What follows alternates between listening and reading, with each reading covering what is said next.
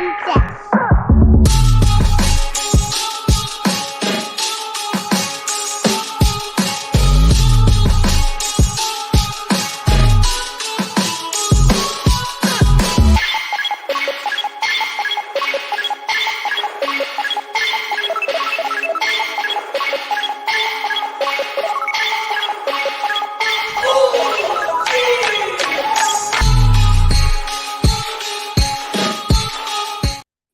Welcome, everybody, to another episode of Inside Scoop with Alex and Jeff. I am Alex Dingman. I'm Jeff Doss. Let's do this, guys. We got another jam-packed show for you, and we have the legend himself, Mr. Richard Plowden. How are you doing, sir? I'm doing well, guys. How are you guys doing? We're excited. We're happy to have you on, man. It's been long overdue. This open was not good enough. I feel like we need some sound bites. We need some claps. We need some air horns. We need something to really make it a little bit more official than what we had. Let's we'll do our own claps. You're too funny, Alex. Oh, man. So first off, how are you doing, sir? How's everything been? I'm doing awesome, guys. How are you guys doing? Great. The new year has been kicking off. The first big tournament of the year was a pretty good success. Bummer we didn't get to see you there. We're going to have to send Jeff to tournament rehab because he's just re-energized himself. I can't even believe it. It doesn't make sense. It doesn't make sense what all the stuff he does. He does it as if, I don't even want to say like he's 20, because even at 20, I was like, this is too much. He does it like he's 15, right? Because at 15, you did all these divisions because you didn't really know what direction you were going to land on. And Jeff just decided, you know what? I'll be 40 and do 4,000 divisions. Yep. Your credit. Hey, I love it. You know how it is. And I think that's the word that really all three of us have, and is passion, right? And it's just that passion that I just have for it, and I love it. And it drives me. And, you know, I just always continue to find ways to keep pushing myself, you know? So I enjoy it. But one thing, when the first people after was Avery that came to me and he said, dude, that pop was like a wrestling pop.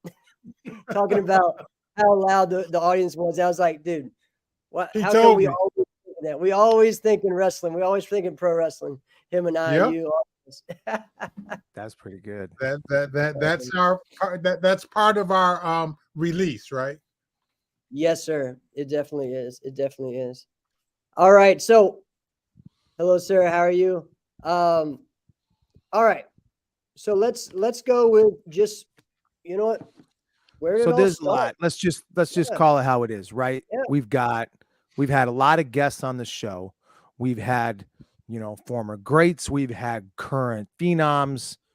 I think talking about someone who has history of the past prior to them, who has been and is a great, and now still has their fingertip on the pulse of what the sport is today. There's few people that can really do it like you do. So right. I would love to know, how the heck did this martial arts world get started?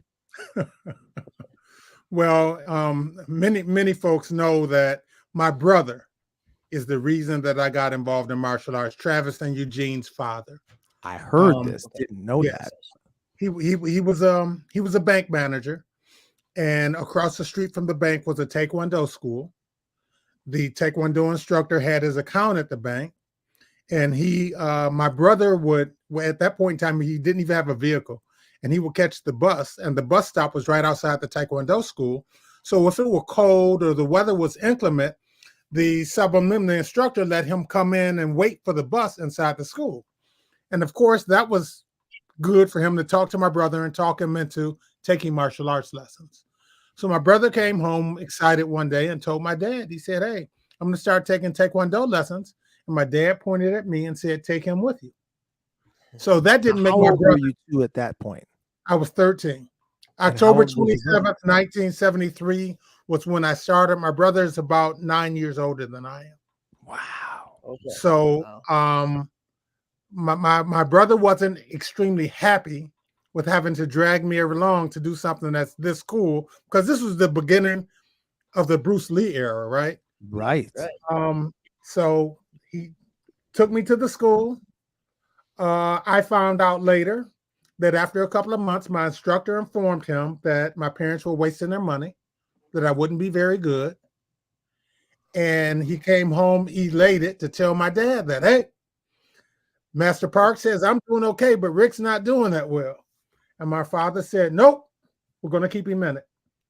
But understand that in order for a businessman to say, keep your kid and your money at home, it had to be pretty bad. I just didn't realize how bad I was at the time, right? Because I enjoyed it. I embraced it.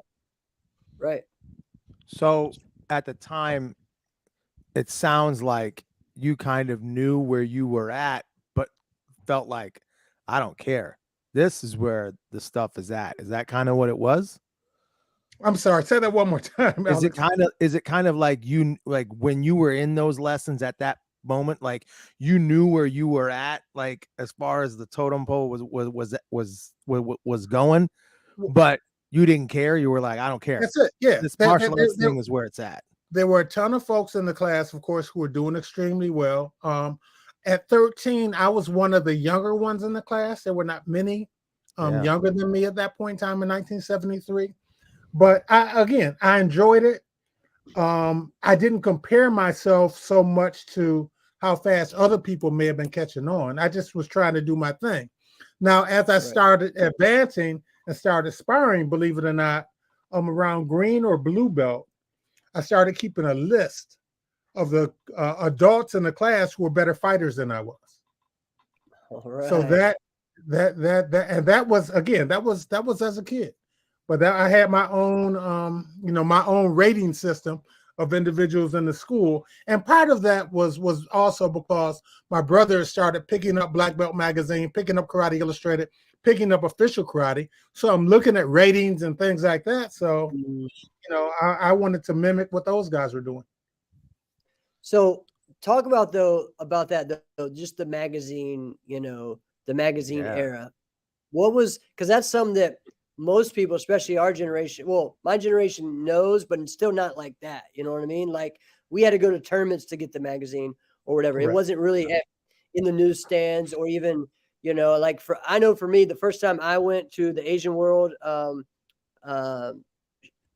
shop in Philly, that's all I did was just look at all they had was all these old magazines from 10, 15 years ago. They had all these old Karate Illustrated. And I just sat and read all of them. And that was just something that I never got to, the only magazines I read was wrestling magazines. There wasn't karate magazines all over the place. It was, there was Black Belt a little bit. But so explain that as far as like sport karate magazines being a thing. And it's funny you say that, Jeff, because like you, I was buying Pro Wrestling Illustrated and those magazines as well. But my brother, again, started bringing home Black Belt, Karate Illustrated, Official Karate, and these magazines. So he would read them, and then I would pick them up after him. And what it did was it created stars, right? Because I didn't get a chance to see Bill Wallace compete in person at that point in time, or Jeff Smith, or Mike Warren, Howard Jackson, Everett Eddy, Johnny Lee. These were guys that I was reading about in the magazine. So at that point in time, you're kind of brainwashed to think that, man, if they're in the magazine, they're really doing something, particularly financially. Right. So, you think that there's this avenue to be able to do things. And it was fantastic. The magazines helped guide us as far as where to go and who to be like and what to be. And then, let's see, I started in 73. So in 75, when the PKA came out with their first World Championships on ABC, you got a chance to see these people in person. They weren't doing point, they were doing full contact, but they were still the same personalities. Right. That's awesome. There's so much to unpack there. So I want to talk about the magazines, because I think you can still get the magazines today. I think you can still order them. All right. Alex, it's funny you say that because Travis, about 3 or 4 months ago, well, I have a big box of them, and he borrowed that box to go through them. My brother just returned them to me recently. But yeah, well, what the magazines, they introduced you to the athletes, and they introduced you to the events, and they introduced you to the people behind the scenes, right? So it was, as you said, it was a lot to pack in there, but it was just great reading. The problem is today, it's not just karate, but Time magazine is not as popular. Newsweek is not as popular. You saw last week Sports Illustrated laid off its staff. Right. So it's just everyone wants everything so quick now. The microwave society. So to read about last week's AKA Grand Nationals a month from now, all of that information is old. Right. So it's not as topical. So that's part of what the challenge is. And I'll be honest with you guys and say this too. I know it might offend some, but it's a much easier read to read about two individuals in a grand championship fight sometimes than to watch it. Because to watch it, I would agree with that. Yeah, to watch it is not as compelling. But when you're writing and you're building it up, you can really make rivalries fantastic and that type of thing. That's what we're missing. And there are good writers around. I used to fancy myself a writer some time ago, and it is fun, and you can totally do that. Sometimes we'll watch a match and be like, well, I'm really into this match because I want that guy to win, but it wasn't really that compelling. But if you were telling a story about it, now the story is really good. In fact, I'll even go to this, and we don't have to stay on it long.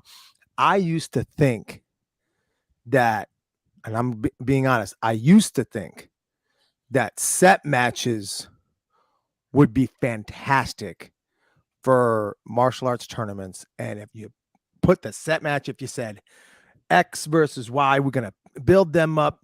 And then I had a conversation with you, Mr. Plowden. I had a conversation with you about that. And you correctly said, but if you do that, there's no story. You lose the story. And Jeff, we were talking about that this weekend. Like if we were to just say, the Warrior Cup came down to Avery Plowden and Bailey Murphy. You don't get the story of what happened throughout that because it was absolutely silly, some of the stuff that happened, right? And you miss all of it. So I correctly was proven wrong. Well, it's interesting you say that though, Alex, because with your pedigree, being an NK person, back in the late 1970s, NK used to promote super fights. I know. They still have I think they still have the rights to the name. Yeah, they sat back and they would have one person versus another person. Typically, though, as part of one of their kickboxing shows. That's what it was. Yeah, and I was a part of one of the junior ones, one of the local kickboxing events, because that's just what we did. We would do that all the time. Every month, every single month, there was a kickboxing fight that we were promoting. I'm sorry. Keep no, the folks at National Karate had a machine. And even to the point, this is something I don't have a copy of. I wish I did, because they only did probably 4 or 5 issues, but Sport Karate Report. Mr. Carney, you've never heard of Sport Karate Report? No. I'll tell you what, for the limited amount of time that they had it, Alex, it was a fantastic magazine. It was great. Was this out? That would have been 80, 81, 82, 80, 81, 82. Wow. Yes. Yeah, I think the on the cover of the very first one was Keith Vitale throwing a sidekick. But it was a very, very, very, very good magazine because unlike KI and Black Belt, which had to cover a lot of different things, they really focused on sport karate. And it was a great. You have to ask Mr. Carnahan if you could get a copy of it, because it was a great magazine. We're talking about this era of the 80s and let's even touch into the first couple years into the 90s. Film was a really big deal as well, right? When you mentioned it was in the 70s when you started, it was in the Bruce Lee, and Bruce really helped martial arts as a whole, because that's when people were like, what the heck is this stuff? And then people started to do it. Chuck Norris was not too long after, and then it just took off. So listen, I'm gonna tell you, I did a cheesy thing this weekend. I do this every now and then. I'll find a movie that I watch, a martial arts movie that I watched as a kid, and see if the kids like it, right? My kids who are young. Tomorrow my daughter's going to be 7, right? And then in a couple months, my son's going to be 5. So it's really just those two I'm focused on, not the 2-year-old, right? So I put on Sidekicks, the movie Sidekicks with Jonathan Brandis and Chuck Norris. They went bonkers for this thing. They went bonkers for it because they're watching stuff that they currently do. Yes. Right. And that's what my daughter says. She goes, I can do that kick. And then all of a sudden she's in the middle. She's watching Kim Do because he was in the movie, right? We all saw him, right? And she's seeing him, do machine gun kicks in a circle. She'd never seen it before. So she just jumps up and starts doing it. And she's like, Dad, did you see this? And I'm like, she's never done that for anything before. That's awesome. Maybe we should do that in martial arts film today. I don't know. Nobody can relate to a triple cork. You can look at the Karate Kid movies, the Teenage Mutant Ninja Turtle movies, and understand how they had such a strong impact on our industry, right? Because again, going back to the 70s, for the most part, kids didn't really do a whole lot of martial arts. You didn't have instructors. The way that we were taught would be child abuse today. Because we were taught like the same. It wasn't a different way to do it. Yeah, as an adult. Yeah. So my instructor had a stick that if I was sparring and I backed up, he whacked me on the butt with it. Right? I would leave with welts, literally. Today, you send a kid home from a karate school with welts, Child Protective Services is coming. But I would be back there the next day. My parents never complained. It was the climate at that point in time. But then you introduce the Karate Kid movies, Teenage Mutant Ninja Turtle movies, and it becomes kid friendly. The martial arts become kid friendly, and you have this explosion. Now, okay, we got to go to your competition days and even more into your martial arts training days. Right. But so, like, let's start. Go ahead, Alex. Well, I got a quick question since you just mentioned Karate Kid. Were you teaching martial arts when Karate Kid came out? Just curious. I got my black belt in 75. So you were and soon after, my instructor put me in charge of his afternoon class, so to speak. His 4:30 class, we called it. Okay. So I started teaching martial arts before Karate Kid. Yes. And obviously after. And then I in 1978, I went away to a school that's about 2.5, 3 hours away from here. So I established a club on campus in 78. Wow. So that, I was just passionate about it. So from 78 to 82, I had a class on campus. And then I came back here after graduating in 82, and then just kind of bounced around with my friends that had different classes and things until I started a class out of a daycare center around 85. All right. So since the moment you started martial arts, you've never stopped being as involved as possible. I'm an addict. Yeah. I would agree. Okay. I told one of my friends this the other day who trained with me back in the 70s. I took a week off once. Actually, I was frustrated because I went 2 years without winning a trophy in tournaments, right? From 15 to 17. My very first adult black belt tournament was in, again, June 1975, and I took second place. Don't know how I did it.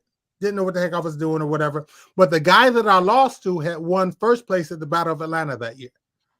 right? Wow. So that gave me a little bit of, I'm 15 years old. Yeah, Hey, I could do it. Then for the next 2 years, I lost.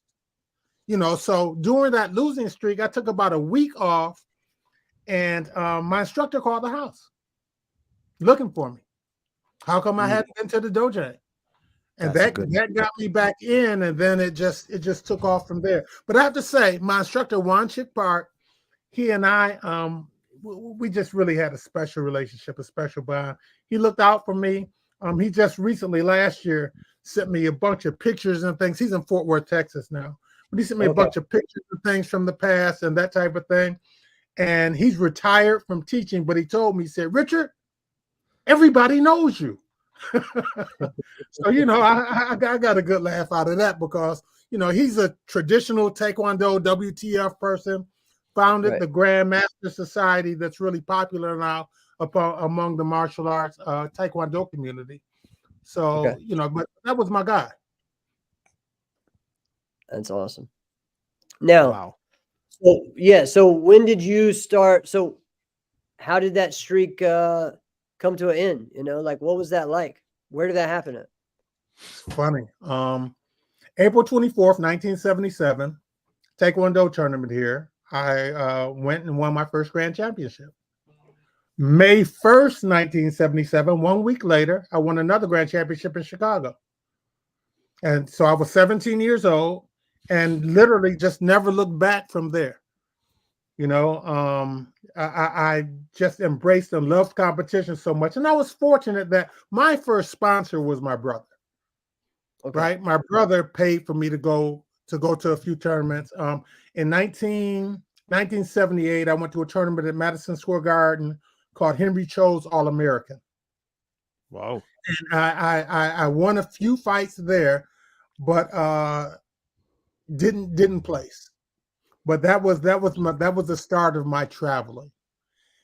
Came back here. I'm at Grand Valley State. There's a guy named David Hayes and Fred Reinecke who are students of a gentleman named Ernie Lieb. Ernie Lieb in 1969 was Black Belt Magazine's Man of the Year. He's the founder of the American Karate System and the AKA. Right? So he had two students who were working out on campus where I was, and they told me about a tournament that was coming up. This would have been in 1979, around March, April 79. Tournament coming up in Chicago called the AKA Grand Nationals that many of the top competitors would be at. So, I'm thinking I'm hot stuff. I've been reading the magazines and stuff. So me and some of my classmates, we go to the AKA Grand Nationals, and I wound up winning my division. I beat a guy named Mac Jaggers, who the year before, Mac Jaggers lost the very first diamond ring to Keith Vitale in a grand championship match. Wow. So I beat Mac for first place. That told me, okay, I'm on to something. Then back then, Karate Illustrated had a top 10. And in the top 10 was a gentleman from California, awesome martial artist all the way around, forms and sparring. His name was Steve Fisher. So Steve won the light heavyweight division, and he had flown out there with Renato Barden, who was the editor-in-chief of Karate Illustrated. So in this grand championship semifinals, I beat Steve. I shut him out. So that got some attention for me. And then I lost the actual grand championship match to Scorpion Barrage. Scorpion whipped my butt. Scorpion put a whooping on me that night. So Scorp won the grand, but I got a phone call a couple of months later from Renato Barden, who was working on the AKA article for Karate Illustrated. And he did an interview of me. And that helped me take off too. That's huge. So what was that like getting an interview and then just, again, being in a magazine, back then? It was wild. Yeah. I'm going to be honest. Well, again, Jeff, understand, I'm this kid, right? How old are you at this point? I was 19, but I've just been looking at all these guys, looking up to these guys and that type of thing. So it was really a big deal for me. And then what also helped, for whatever reason, Renato took a liking to me, right? So he started telling me different tournaments to go to and that type of thing. And that helped me out a lot also, because if I showed up, then that meant I had the editor of the magazine, his eyes were on me. So that played a role as well. That's great. Now, I got a yeah, question. go ahead. So when you entered your first adult tournament as a black belt and you took second place, like that's like not supposed to happen, right? Like you're not supposed to do that. Like if people typically when they see like, all right, this is fresh blood, they want to destroy them. Even today, even though today is not like if somebody got knocked out when you were fighting, that's stuff that just happens, right? Oh, just pull them off to the side and keep You going. can't do that today. No, but still today, they'd want to bust you up a little bit, just a little bit, to let the young kid coming in know that like this is your time can come, you can be good, but this is not now. I'm not going to let you get your first win on me, right? that is And correct. that's kind of what would happen. But when did you realize I think I'm actually pretty good? That's really, really, really a good question. We had some good fighters in our school. We had one gentleman by the name of Danny Dixon, who was a really good local fighter. Danny was very good, and he trained with us. So in the school, I could hold my own with Danny, which told me that since he's winning these tournaments, I can't be too far away, right? So that helped. This is the Danny Dixon I know, right? This is the Danny Dixon I know, right? Yes. Is this, yeah. Okay, all right. I'm just making sure I'm putting the two and two together. Okay, all right. Yep. He's a minister now. Right. But working out with Danny, training in the school, my instructor really pushed me. He spent a lot of personal time with me once I became the teacher's pet. So, I thought that I could be okay. I'm going to be honest with you, Alex. I never thought that I would reach the heights that I did. That's really dreamy, because I've lived a pretty charmed life as far as competitive martial arts goes, from the Budweiser team, Transfer Oil, Atlantic, Paul Mitchell. I've done it all. So there's no way in the world. One, persistence, and as Jeff said earlier, that passion. Right. Well, you just started dropping the names. I know. Let's hear how that happened. Now, I mean, we all knew these stories were going to come eventually. Let's hear how they came to be. I have a question, though, Mr. Plowden. So, again, you're saying you come from a Taekwondo background, but most people know you for your reverse punch, right? So, where did that develop? Or is it just again, people nowadays think Taekwondo won the way? Probably a lot different in the 70s, right? Well, it was different from a hardcore standpoint, I would say, Jeff, but the rules were such that we couldn't punch to the face, right? And yes, sir. Even back then, you hear it now, unfortunately, I guess, because I don't think it'll happen for karate or for sport karate. But back then, they were starting to push the Olympic movement, right? So tournaments changed. We used to do point fighting in tournaments just with no punching to the face. They changed to put on the Hogu, the continuous fighting, this and the other. That didn't really excite me, right? So I went to the Diamond Nationals. My first Diamond Nationals would have been around 1980. I lost to a guy, an NK guy named Howard Sally. I don't know if you know of Howard Sally, Alex. And it's crazy. I can't remember my birthday, but I can remember stupid stuff like that.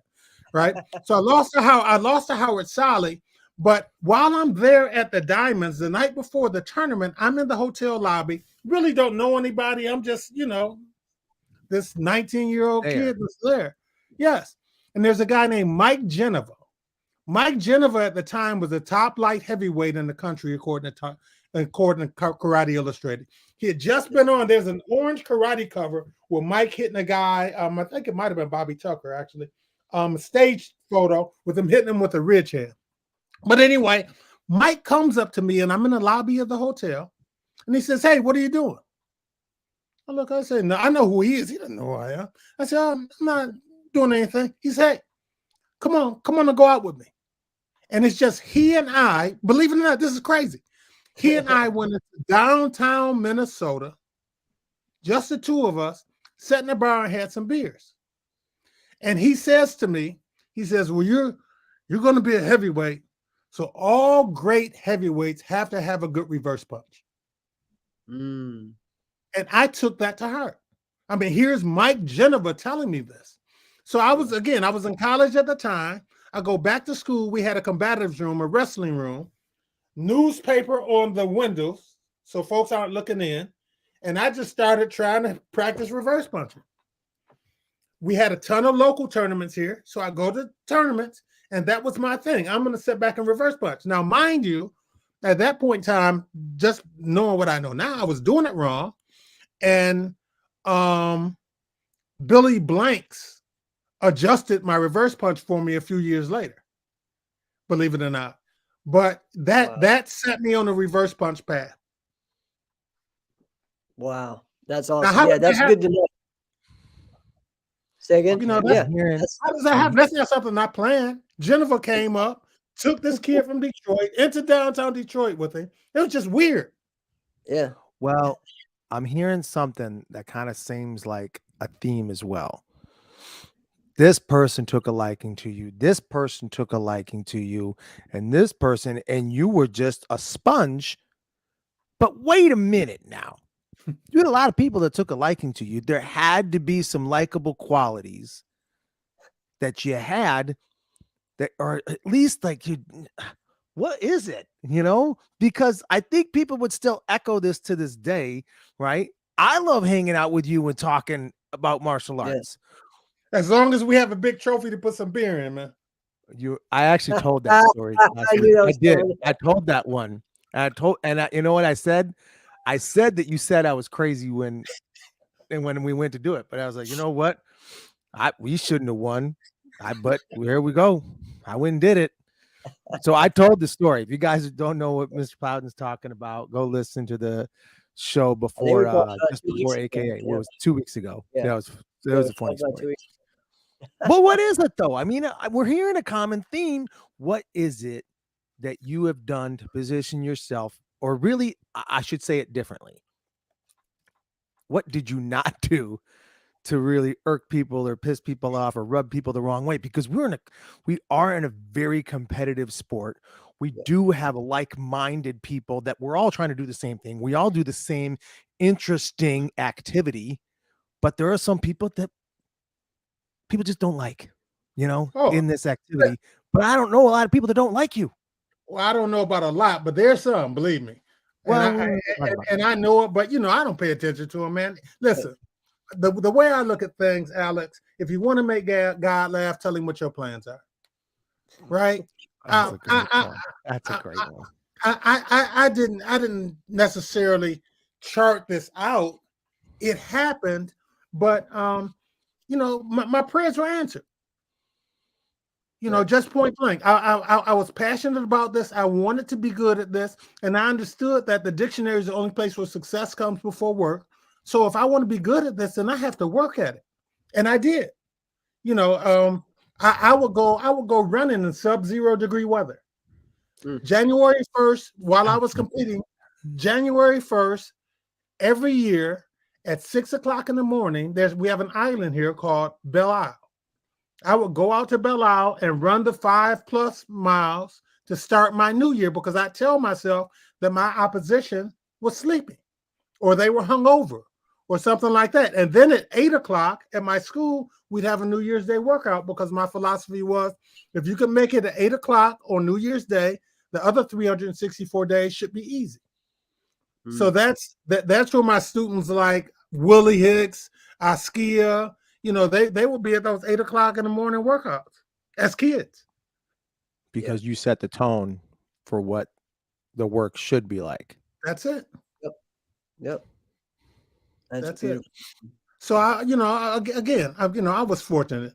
The whole Redardo thing, Geneva thing, nobody becomes successful in isolation or by themselves. You always have individuals who kind of take your hand on things, even listen.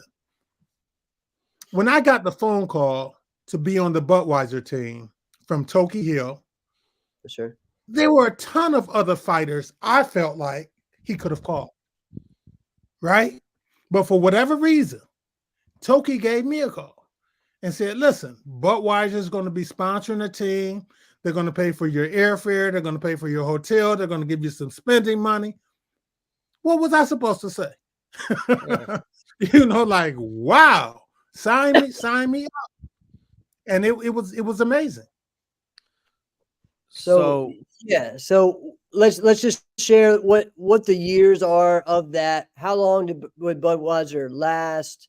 And just like share all that about the Budweiser team, because there's people that just don't even know.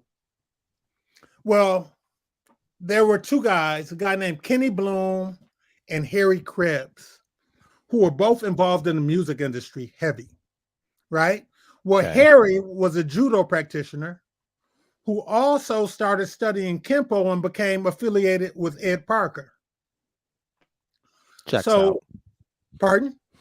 Checks out. Kempo, affiliated with Ed Parker. Okay. Yes, you can't get any higher than Ed Parker as far as Kempo goes, right? Right. So Harry met Toki, talked about doing a martial arts team. Harry went to school with a guy named Joe Martino. Joe Martino, at that point in time, 1985, 86, was vice president in charge of marketing for Anheuser-Busch. Harry talked Joe Martino into putting some money towards a karate team. Wow. Joe did it. It's always something. We've never had anybody do a sponsorship based on this wonderful proposal on sport karate is so great. It's always been because everybody comes up with a proposal, but they're never all that great. No, but it's because someone knew someone. So Harry knew Joe. So Martino puts together this team, and myself, Anthony Price, a guy named Steve Perry, who was originally from Indiana, long, hard-hitting heavyweight. A couple of Kempo guys that were affiliated with Harry and Mr. Parker were part of the team, and it was fantastic. They gave us nice warm-up suits, some pony shoes. We thought we were on top of the world because we were the first. Right. Keith Vitale's era, they never had sponsorships. Right. So here we come with this major Budweiser sponsorship, and then they take it to a next level. Harry brings in NFL Films. No. Yes. Yeah. Yes, they paid an exorbitant amount of money. Don't quote me on this, but I understand back then it was like $80,000 to bring NFL Films into film Ed Parker's tournament. And you guys have seen part of the highlights of it at different points in time. That was NFL Films that did that. Right? So of course that yes, it was major. Then they go to ESPN and they get ESPN to buy 6 shows. Budweiser against the world. Right? So there are also clips of those shows with us fighting different countries. Even though the Cuban American team wasn't a different country, that was put together by Manny Reyes Sr. He put together a solid squad to fight against us. But those were on ESPN back in the 80s, right? Which was phenomenal. And they didn't buy the spots. Budweiser paid them for the spots. But we had Anheuser-Busch as a sponsor, so good money. Now, along with this, Chuck Merriman was our coach. Toki Hill was the assistant coach. Chuck Merriman was the coach. And Chuck saw some things that he was kind of unhappy with. I mentioned that Harry and Kenny came from a rock and roll background. Well, they kind of ran the team sometimes like a rock and roll show. We had one of our teammates, we're at the Internationals in Long Beach, packed bar. One of our teammates screams out, "Champagne for everybody." And then signed it on the Anheuser-Busch tab. There were some other indiscretions that I won't talk about in a G-rated forum. But Harry and Kenny were blowing through some money. Chuck Merriman did not like that, right? So he eventually resigned. This would have been in '86 that Coach left, and Harry and Kenny were like, okay, no biggie, but they didn't know that him and Skipper Ingram from Bermuda had an in. Skipper had a student who owned oil companies. And Skipper talked him into sponsoring the team. So mind you, one after the other. Wow. Yeah. Mind you, this is '86. We're part of Budweiser. '87 rolls around, and I get a phone call from Chuck Merriman saying, Richard, I'm putting together a karate team, and we're going to pay your airfare, hotel, bonuses, and a salary. And I hung up the phone and told my now wife, she was my fiance then. I told my now wife, I said, Coach is drunk. Coach is talking about paying us a salary and giving us bonuses and stuff. And he told us, he said, all I want you to do is to use the plane ticket that I'm sending you guys to go to the Ocean State Grand Nationals. So, okay, no biggie. Use the plane ticket, go to the Ocean State. It's a room with the top competitors in the country back then. Keith Hirabayashi, myself, Nasty, Billy, Shavella, Aaron, Anthony Price, Tony Young, Terry Creamer. It was just all of us in one room. And coach starts laying out the specs of the team. And he says, but you guys have to sign this contract. So we look at each other and we say, oh no, we're not signing no contract. What are you talking about? You know, we Bush League karate people. We aren't sophisticated. We're not thinking business.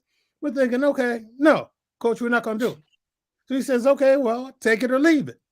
So we go into another room and we sat back and start talking. I said, you know, guys, in order for a contract to be enforceable, it's got to benefit both parties, right? He's asking us to do things like only 2 people in a hotel room, be professional, be in shape. His specs were right, but we were just these karate people. We used to putting 1,000 people in the room, doing our thing, whatever. And as I think about it, the first squad, yeah. Okay. So we decide, okay, we're going to sign it. So we go back into the room where coach is. They pull out the contracts. We sign it. He opens up this suitcase full of cash. Stop. I swear to you. He opens up a suitcase full of cash and just starts handing it out. And we were in heaven. We thought, what the heck? And then after competing, if you won a grand championship, in addition to the prize money and everything, it was $500. If you won first place, you got $300. Second place was $200. Third place was $100. If we won team fights, we got $500. It was extreme. It was really, really, really a good time to be a sport karate person. Now, with that, we had to tell Harry something because we were still on Budweiser. Yeah, that's right. So, okay. My goodness. They had an event planned for the Felt Forum at Madison Square Garden for the Budweiser team. Pause for a moment. Yes. Does he have any inclination that this might be a thing? Wow. He doesn't even know. We didn't tell him until after we signed. And then once it came out that we had signed, he talked to coach and said, okay, will you let them do the team fight at the Felt Forum at Madison Square Garden? Coach agreed. What the heck? Who's going to beat my guys? Well, what Harry did, Harry put together a pretty strong team. A guy named Dexter Brooks, Jesse Thornton, He had a couple of other ringers that he put to fight us in the finals that night. And what happened was the same day our sponsor had his company picnic in Philadelphia. He wanted Billy Blanks. He wanted Nasty. He wanted Linda Dinley to be at the picnic, right? Shake hands and kiss babies. So we're thinking, man, we have this tough team fight. Billy and Nasty aren't here. Oh, man. Well, as we're getting dressed, we hear Nasty's loud voice, yo, yo, yo, coming down the hall of the Felt Forum, letting us know that he was there. And we went out there and whipped those guys behind. That was our kickoff. When you heard the voice, well, before you heard the voice, what was in your head? Before you, we're just trying to strategize. You know, we didn't have our top crew, but you know, you're still who you are. Our so-called bench was Chip Wright, Mafia Holloway, Tony Young. Come on, what are we talking about? You know what I mean? Those guys are those are starters. But myself, Anthony Price, Terry Creamer, Steve Anderson, Billy Blanks, the 5 of us as a unit never lost. Wow. We never lost a team contest. Travis has got a great question. Is this the Jerry Fontenez versus Billy Blanks fight? That is what Jerry and Billy fought. Yes, that's the broken jaw fight. Yeah. That's the tournament. And this is I think I've seen No, it's not. I'm sorry. Time out. I'm sorry, Travis. That is not. That was a different fight at Madison Square Garden. Okay. Yeah. So when you heard the yo yo yo coming down the hallway, what happened? Yeah, rallying cry. It was a rallying cry. Wow. You know, that was it. Steve, listen, I've never been around a competitor who wanted to win more than Steve Nasty Anderson. Never. Steve would do anything. He would do anything to win. Okay. California state championships back in the day. I think it was a guy named Tom Schlesinger who ran it. 8-foot tall trophy, right? Back then, a lot of folks didn't travel east to west. Many of us were stuck in our own regions. Steve's out in California. He was living out there at that time. 8-foot trophy. He walks into the tournament and starts taking the trophy apart. They say, "What? Stop." He hasn't even started the competition. No, he just walks in. Steve starts taking the trophy apart. Promoter says, "Hey, what are you doing?" He's like, "Hey, what? I'm going to win it anyway. So I might as well figure out how I'm going to get it in my car." And guess what he did? He won it anyway. Yeah. Okay.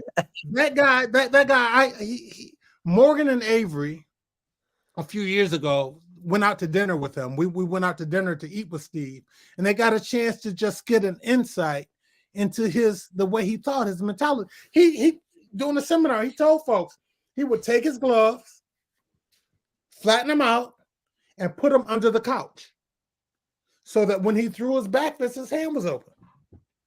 And he smacked people with it. You know, Steve Anderson was a great competitor, super hard worker. Steve and Billy Blanks made the rest of us realize that we had to be athletes. We couldn't just go down the floor doing lots and that type of thing. We had to train. We had to run. We had to lift. We had to transform this whole game. I had a conversation with Billy about that a few years back, probably like 10 years ago. And he kind of echoed that same type of thing. And he mentioned, I don't think he named Steve, but I mean, who else would he have been talking about? And he said that he and a couple guys really kind of set the tone for how you should be as a martial artist. You shouldn't just be a martial artist. You should be a martial arts athlete. Just like a basketball player is an athlete, just like a baseball player is an athlete, a martial artist should be an athlete. Yep. Right. And Steve and Billy set that tone. Listen, it's people think of Billy Blanks and they think Tybo, right? Yeah, they missed what happened before that. When COVID first hit, excuse me, and I was still doing the Impex thing.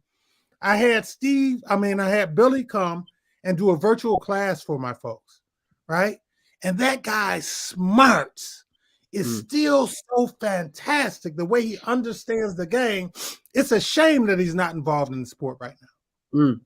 It is a shame. And I've told him that, he needs to be out here doing seminars or something. But, the thing is too, and this is just me saying this, I don't know this factually, but Tybo blew him up so well that I don't know if Sport Karate could afford him. Right. Oh, yeah. I don't know that they could. Yeah. Is it worth his time to do a seminar or whatever? He did the whole virtual thing for me just as a favor, as a friend. But man, wow. I was so impressed.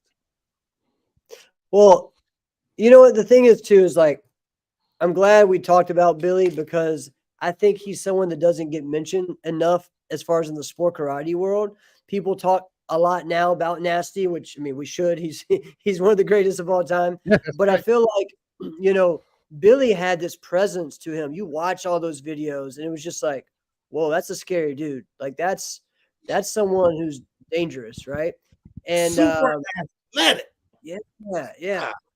But smart. And right.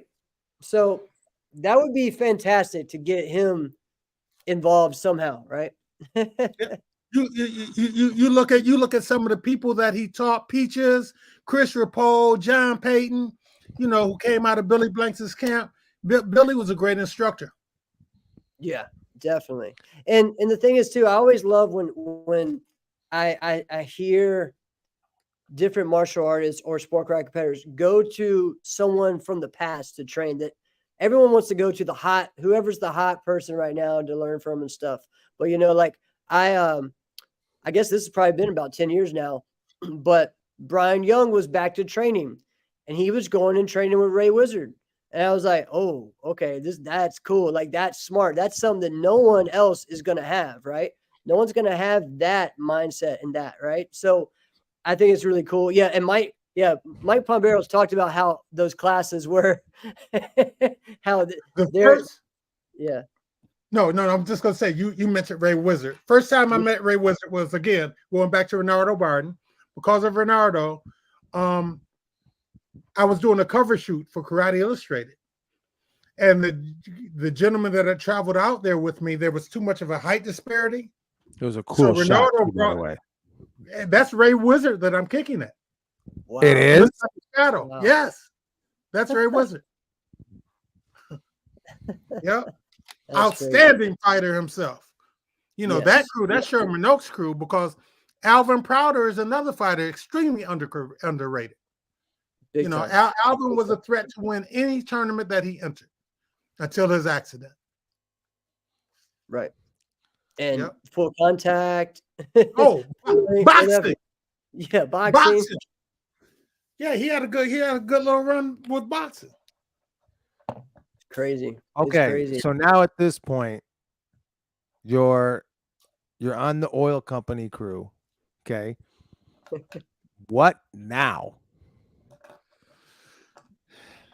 Our hearts were broken when the owner of Trans World Oil decided not to sponsor anymore, and Chuck Merriman had become frustrated because with Atlantic and Trans World Oil, we had the Atlantic Grand Slams, $40,000 in cash given away at each one of them. Just $40,000 in cash. Just silly amount of money. Yeah, silly amount of. Now let me say this though, Alex. At the end of the year, we all sat back and got a 1099. Uncle Sam made sure he was getting his piece. Yeah.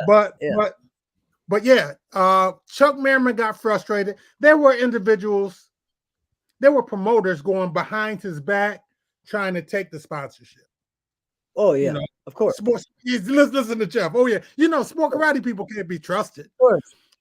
So they were trying to take the sponsorship, and Coach just got fed up. He got tired of it, so he said, "I'm done."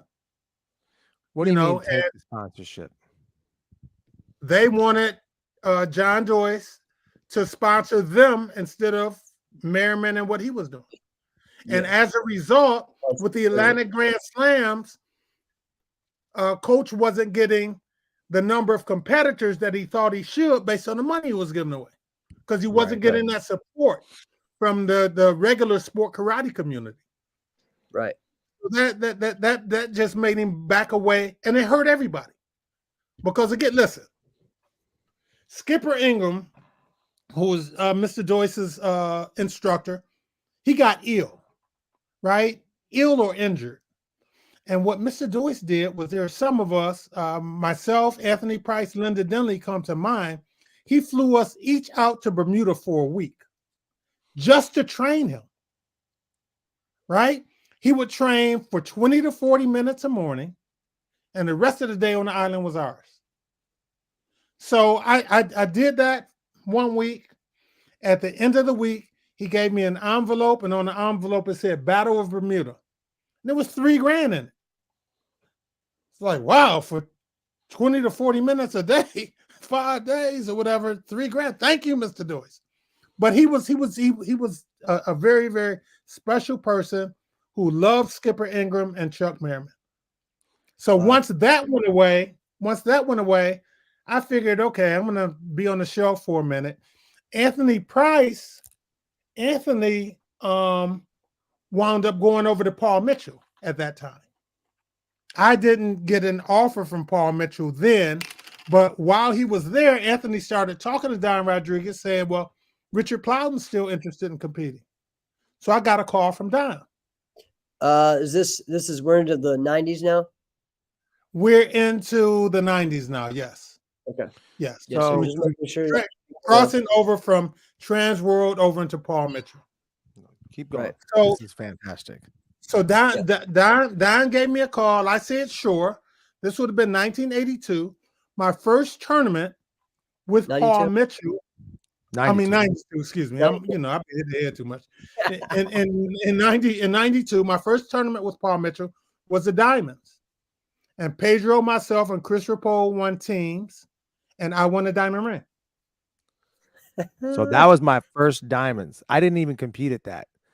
I just went. I was only in martial arts for a few months, and I heard of this big tournament. Just like, oh yeah, this big karate tournament. Like, this big karate tournament. Like, yeah, let's just go check it out. It's in Bloomington. Okay, we'll go. And I'm like, what? I remember two things. I remember you winning the diamond ring, and I remember Gabriel Naga. Right? That's my takeaway. Because way to make me feel old. Tournament, and all you've done is like your class for a couple months. Like, you don't know. If you go to any karate tournament, you're gonna be like, what in the world is this? When you go to the Diamonds, you're like, what? This is not fair. That's like basically just write the check for life. I'm in, right?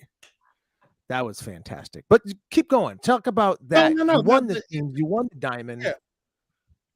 And that solidified me with Paul Mitchell. Tony Young, Anthony Price, and Terry Creamer were part of Paul Mitchell for a minute, but they moved over to Metro. I got a phone call from Hector Santiago. Actually, Anthony Price and I were on three-way when he was trying to convince us to come over, and he says, well, Richard, you're peanut butter, Price, you're jelly, and I'm trying to make a sandwich. But while Hector made a great offer. It was compelling. But the thing with Don was, I really wanted to compete in Europe. I wanted to go overseas and be able to compete. And Don at that point in time was in charge of Waco USA and had those European connections. So sticking with Paul Mitchell, Don really looked out for me. And he was able to send me to Europe, send me to the Waco World Championships a couple of times, and that type of thing. So that's something that I didn't think I would necessarily get being part of Metro. Correct. Wow, that's interesting. Okay, now you mentioned a couple times Anthony Price, and Anthony Price was really kind of talking, got in Don's ear, and then Don was probably thankful that he was in his ear about you. And then Anthony Price with you and Hector. So Anthony Price, what's that relationship like? Anthony was my man. Close proximity as far as geographical location as well. You guys had to compete and train with each other often. We competed against each other early. And then once we got on Budweiser, we were roommates. You know, so Budweiser, Atlantic, Trans World Oil, Anthony, I've slept in the same room with Anthony more than anybody, probably than my wife. You know, so no. We had we had a very, very tight relationship. That's awesome. I feel like there's more to tell, though. I feel like there's more to tell. I've heard like little rumblings, like fun stories that you guys have had as far as training, going to Ohio, or him coming to Detroit. What's that been like? What was that like? We didn't really train a lot together. Well, I mean, we competition. I guess I meant competition. That's really what I meant. Oh, no. Competition. Listen, that guy is one of the greatest fighters of all time, right? Can kick you, can punch you, strong, mean, very athletic. No, he's a special talent. You know, certainly a special talent. Nice demeanor, but I've seen him hurt people. That's for sure. Right. Yes.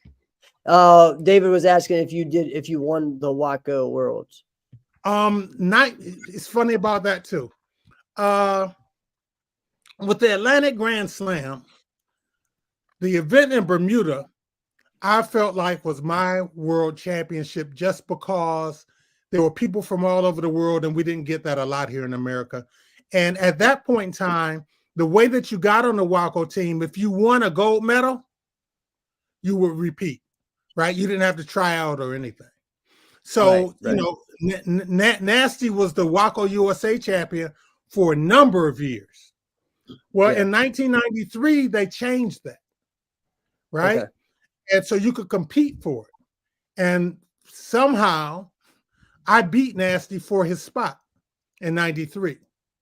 I go to the Waco World Championships. We were in Atlantic City that year, and I lost to a guy named Alvin Mighty.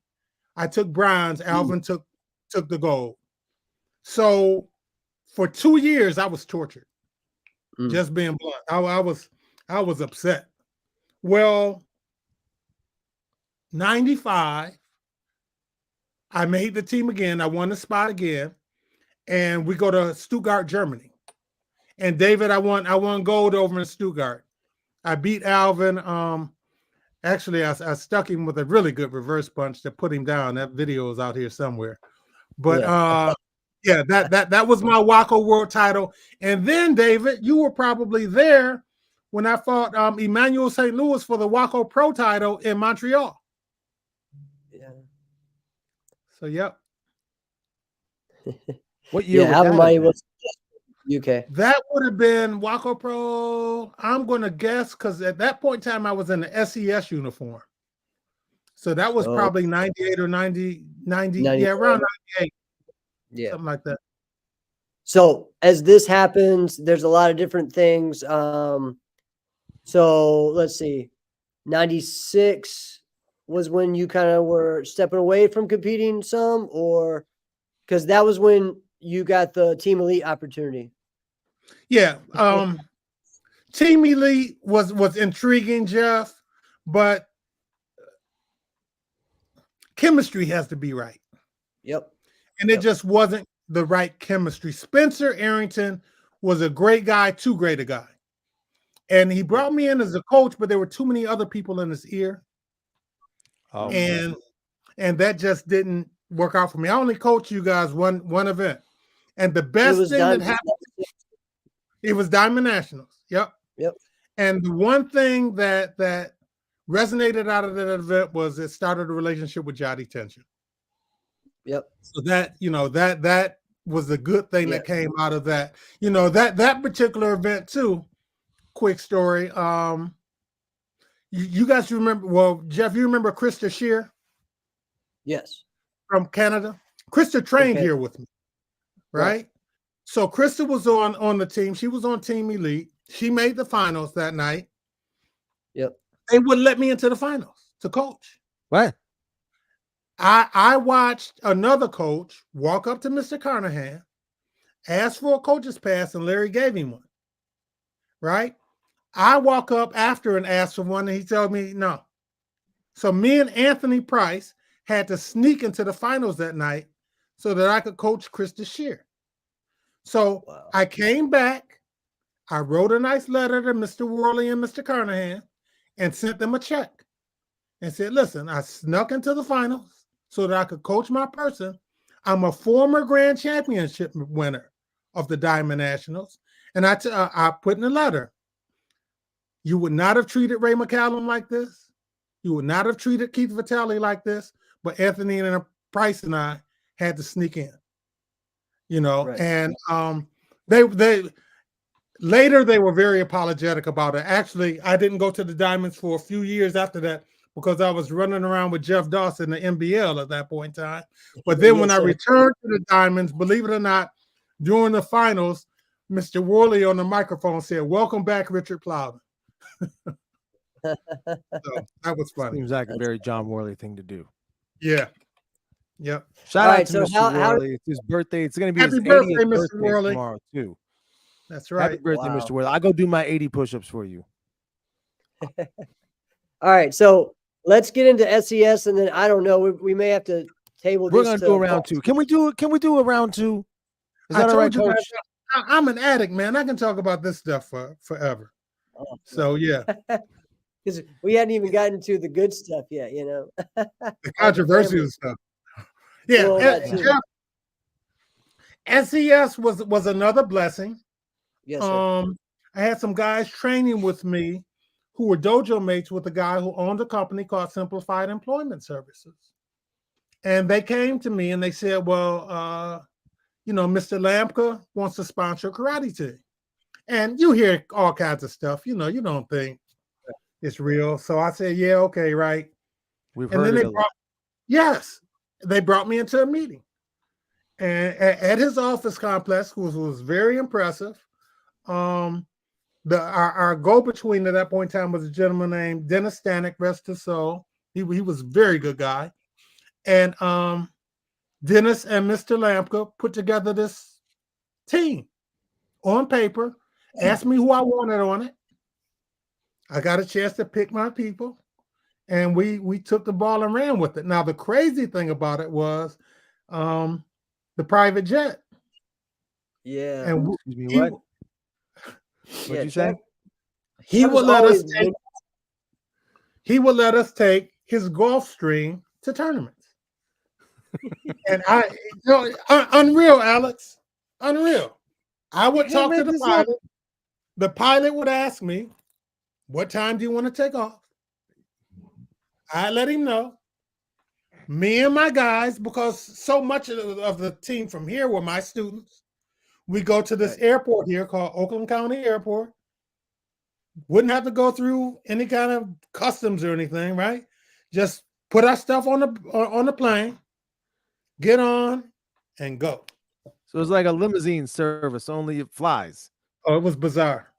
It was because we were all dressed up with no place to go. We're riding a jet stream to go to a tournament in South Carolina in a high school gym.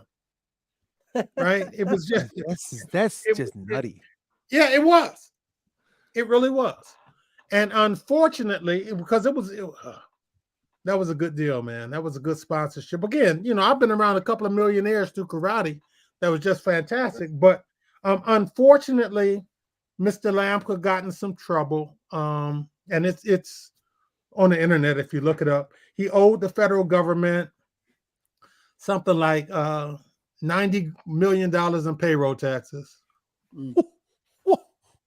Yeah. Whoa. So he got jammed up. He went away for a little while, and the team ended. But I share about this team. Because in '99, you had, like you said, mostly kind of like a core team from your school in like that Michigan, Ohio area. But then by the end of the year was when you started picking people up. That's it. Right. Well, what happened was was Savannah Super Grands in '99? That was '98. Okay, so I was there. 2000. 98, Niagara I Falls went, was, yeah, okay. 98, you were there. No, I went to Savannah. Willie Hicks and I went together, actually. Willie went with me. And in the heavyweight division, I saw this, for lack of a better word, fat kid with a great back fist beating people up. And I said, wow.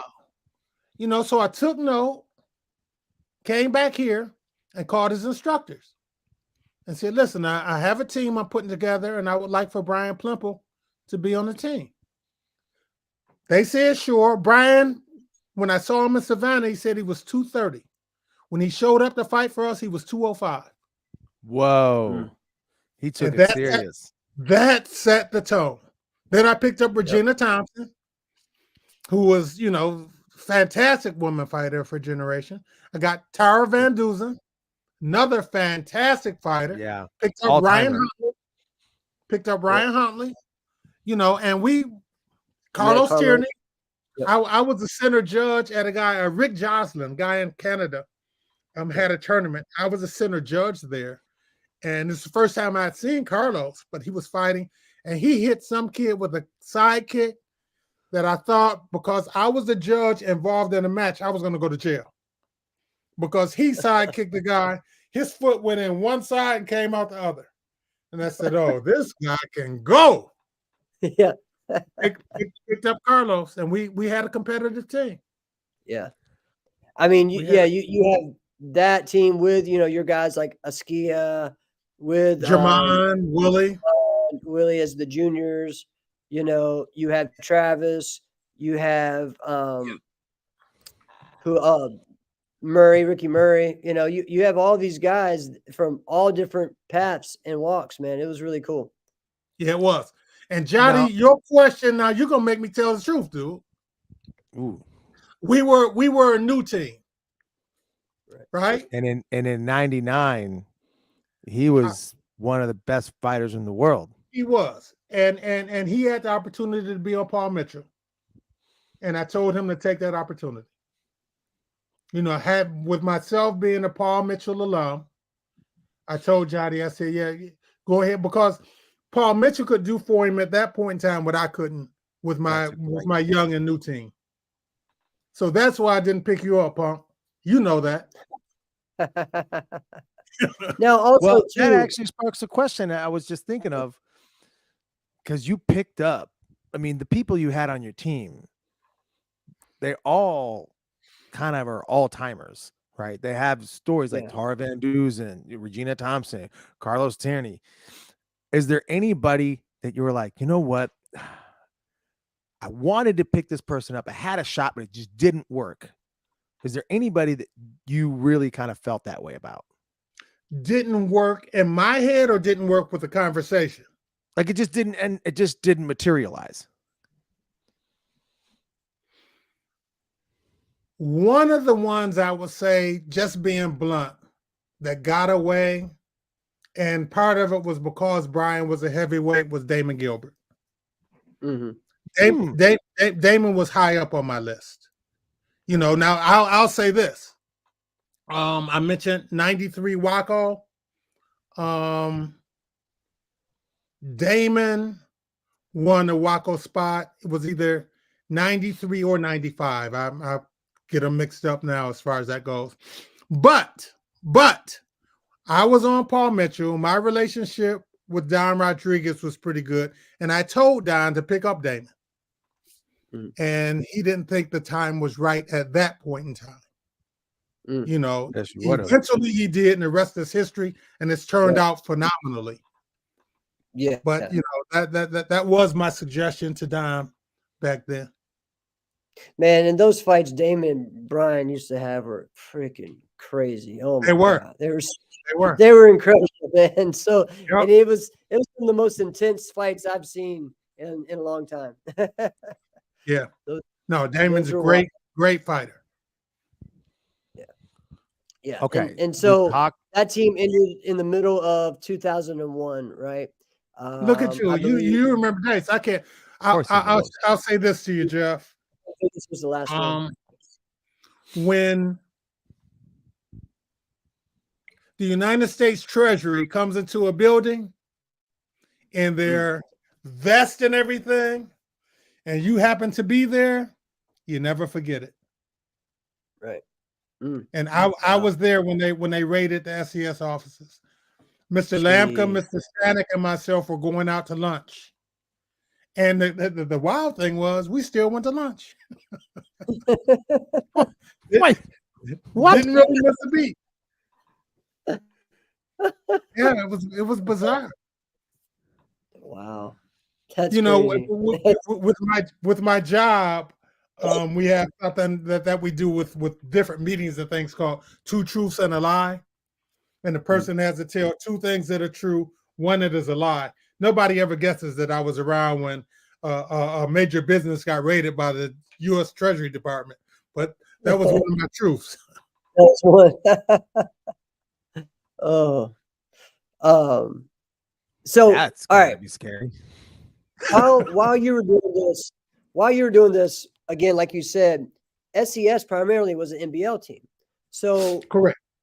Share that kind of relationship from, what are we saying, 98 to 2003, 2002, I guess, maybe a little bit more. My goal in putting together a team was to have a team that did NBL and NASCAR. Right. That was my goal. So our very first tournament was Stan Witz's tournament. He had a January tournament in Vegas. So who doesn't want to go to Vegas? Right. Mr. Lamka gave us spending money too. But we went out to Vegas. And that was a NASCAR tournament. That was a NASCAR tournament that year. Exactly. Yeah. Exactly. So I went there and then came back. And at that point in time, Boyce and I were having conversations. And I said, okay, well, Boyce, I'm going to do NASCAR and NBO. He said, well, listen, I'm going to see if I can get some of the NBO promoters to kind of look out for you if you come to their events. So that'll help my budget.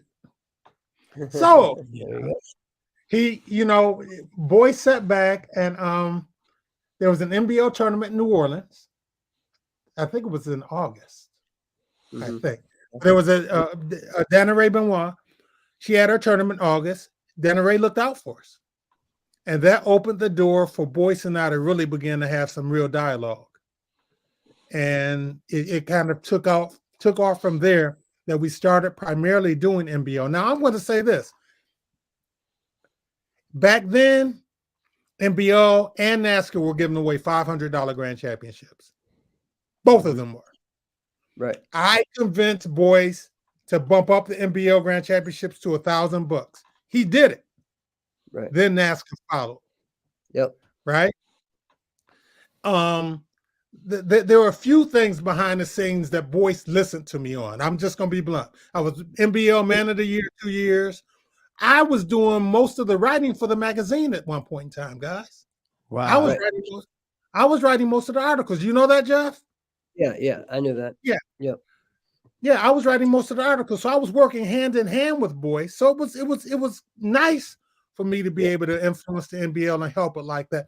At that point in time, we got into a big debate because back then, he didn't think that point fighting was compelling visually. So he wanted the finals to just be continuous fighting. And I told him he'd lose all of his fighters then.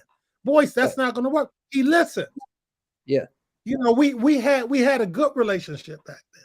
So that steered me towards the NBL because, of course, I had influence too. Right. So it just made sense for me to take my team where we appreciate it. And also the way it was set up too made it to where everywhere you went was a little bit different too. Like you had your conference here. These people stood in this conference. You got to go a couple of tournaments here, and then you went to a couple here, and you really got to experience all the different types of fighters. And then they all went to one spot at the Super Grands at the end of the year. And those years were just insane, really, like the competition of those years were just crazy of how many people you saw from NASCAR going over to NBL at that time. That's it. Yeah. That is it. Plus Conroy brought his team. Yep. Yeah. Paul Mitchell So started doing NBL at that time too. Well, Yep. I'll say this. Did you have a hand in that as well? I was part of phone calls with Boyce and the folks who run Ocean State to convince them to join the NBL. And they did. Mm-hmm. And Crane too. They did. Yep. So that was a wow three-way phone call that took place quite a few times. Okay. So with such a hand in what was going on in the NBL at that time, what happened? I know this is a loaded question. No. You can't really say from my perspective. From my perspective. That's what I want to know. Stopped listening. Oh. You had Bob Liker, you had myself, Mark Russo, John Sharkey, Dana Ray Benoit, Jennifer Robles, Barbie Dickinson. You had some folks who were really committed, but the dictatorship wasn't working for us. Right? These are all established people who have brains. So he kind of went off on a couple of people, and then it was just not worth it. Yeah, there's a lot of different things. I've heard so many different stories, and of course I've heard a lot of other stories too from him, his version, and then from other people that were involved. There was just a lot going on, but I also think that something that I feel like too is that people don't. I think I might have mentioned it once on the show before, but the one problem with the NBL system was the best part of the NBL system was its system, but also the worst part was its system. For promoters who wanted to get their tournaments to the next level, there was no next level for them. And I think that was part of it too. Those guys were like, we're getting these tournaments bigger than Super Grands right now, as far as number wise. We're doing this, we're putting the money out, we are becoming the hot thing right now. What else can we do? And and I don't think he really had an answer for that. I mean, no. But I mean, just for me, from that looking in, Super Grands was the only big event that was supposed to happen. You know what I'm saying? So but I don't know. Boyce is a smart guy, very smart guy. He had it. I went up to his place. I went to his place, spent some time with him, and I started talking to him about the whole international thing. Right. He pulled out a folder about this thick of different promoters in different countries that have been contacting him about being part of it. And his whole thing to me was, Richard, it takes too much time. I don't want to do it. I just don't have the time. I was like, no, boys, that's it. If you can sit back and get that kind of exchange, then you'll have it. And he just didn't. He didn't see it. He didn't. Would have went from NBL to WBL. Would have been the World Black Belt League. Yeah, I think that was actually the name of it too. That he had it all set for. Well, listen. I saw it as well. Yeah, he set the NBL up to be a Waco feeder. I don't know if people realize. I was just talking to Richard. I was just telling Richard Osborne this today.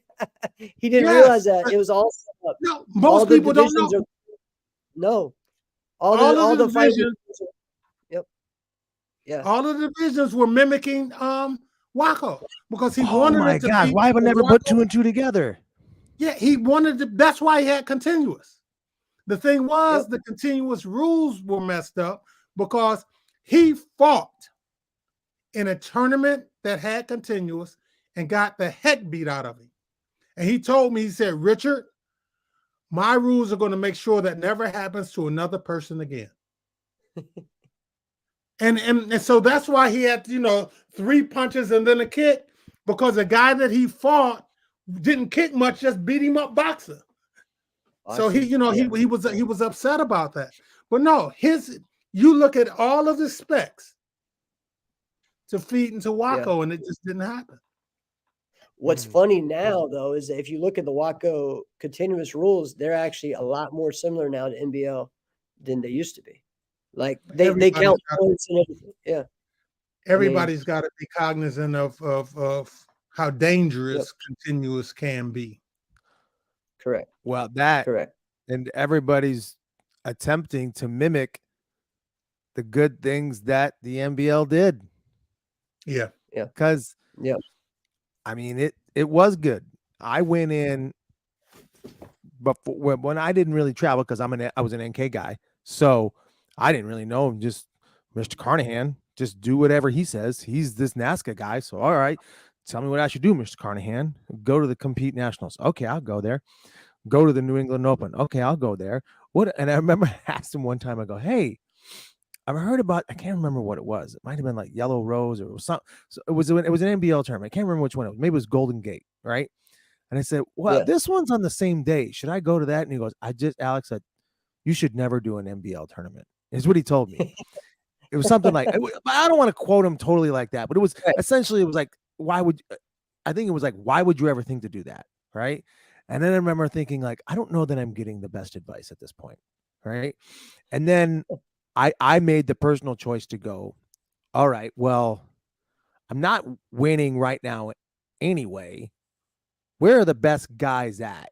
And I saw Jason Borelli, and I saw Raymond Daniels, and I saw Jotty. They were all in NASCAR. So I'm like, I'm just going to keep doing this because that's where they're at. So I'm just going to keep staying there.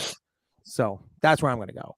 And I didn't really pay attention to the NBL. And then realizing later, like, I missed out on a lot of opportunities that you can't get back. And I tell people that so much, like, don't just skip a tournament and be like, I could have gone, but I'll get it next time. You don't know if you'll ever be there again. The way the history of this sport goes, you don't know. All right. I never would have thought Charlie Lee would have stopped his tournament. Right. Who the heck? You don't know, right? But Charlie said his law practice is more important. Exactly. I agree. Oh yeah. And his wasn't even just like, it wasn't even like courtroom law. It was like environmental law. It was like big time corporate law. Yeah. So it was like big time ticket law. Yeah. Okay, Coach, we've got just way too much to go into. Can we do a round two? Let me know, guys. I'm at your disposal. Yeah, you're feeding my addiction. So the same for us.